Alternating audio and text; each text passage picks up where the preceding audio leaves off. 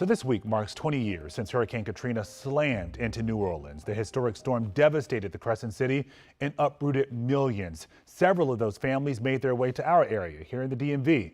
Our Matt Gregory explains how one couple turned a life-changing disaster into a way to help others.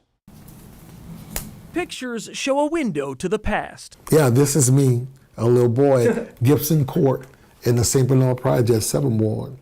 So, I was always a handsome little fella. To J.C. Walker and his wife, Cuba. So we were living a high life, pre-Katrina. Yeah. It's a window to another life. Yeah, we used to go to a lot of fancy, little parties and stuff and everything. 20 years ago, everything changed. Hurricane Katrina loomed off the coast of their hometown, New Orleans. And everybody literally packing up their cars. JC and Cuba did the same. They left their home to wait out the storm in Texas. So I'm anxious to get back. I need to know where my mom is. I need to know where my aunts, where everybody is.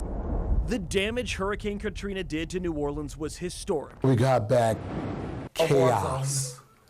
Chaos. Its devastation overwhelming, including the Walkers' home. All the back windows blew out. It rained inside the house. The wood floors at the bottom buckled. Looking at the damage, the two made the decision of their lives. And I said, what are we going to do? And he said, let's go on the East Coast.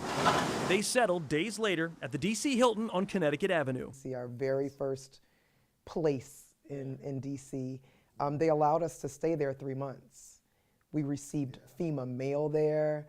They did our laundry. Over the next decade, pictures show a new life in the DMV. They both took new jobs, settled in Northern Virginia, and built a new community. But they felt something was missing: Mardi Gras. I gotta find something here that has New Orleans culture. And they had a couple of organizations here and whatever, but it still wasn't home. So they started their own social and philanthropic club, the Mardi Gras-themed foundation, Crew of Pyros. And since 2016, they've raised money, given out scholarships, and yes, thrown some New Orleans-style parties. We're celebrating the resilience of the people of New Orleans. This year, through the foundation, they'll reflect on the 20 years since the disaster, raising money for charity and remembering the storm that brought them to D.C. It's the celebration of our hearts and our spirits and our resilience. We made it. Yeah.